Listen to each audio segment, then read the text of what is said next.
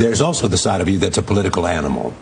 I mean, you are, among people who know you, a billionaire who's not that crazy about capitalism. That's true. Tell me what... Well, I grew up in the 60s. I grew up in San Francisco. So I've been formed in a certain kind of way about believing in democracy and believing in America. And I'm a very ardent patriot. Mm-hmm. But I'm also a very ardent believer in democracy, not capitalist democracy. And I do not believe that the rich should be able to buy the government. And that's just the way I feel. Is that the America you see, where the rich have bought the government? Well, come on, it's been that way for a long time. Mm. And it's just, it's not right. And it's not going to work.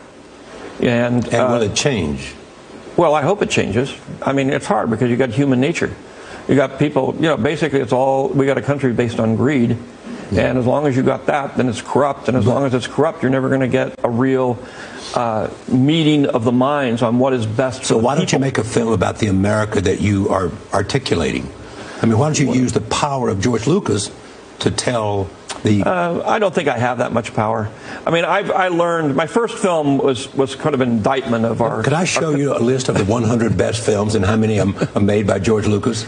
Yeah, but they're not made to... Yes, they have a political undertone. I mean, especially Star Wars has got a very, very elaborate social, emotional, political context that it rests in.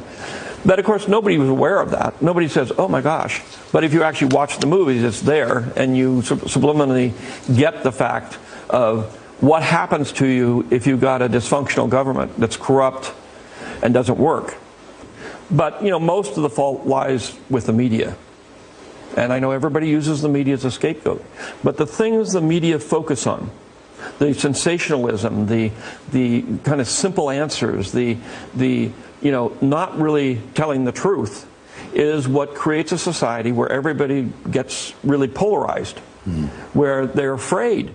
The legal system, the financial system, the political system, they're all based on winner take all.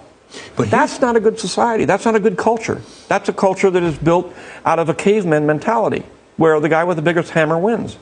That's not a good society. And you want to see a society that is defined how? By everybody comes out? By compassion, is saying we care about everybody in our society. And what we want to do is what's best for everybody in this society. And we want to build the best society where everybody gets the best possible life they can possibly have. And would you call this democracy? Would you call this socialism? Would you call this some other ism that we don't have a name for it? Common sense.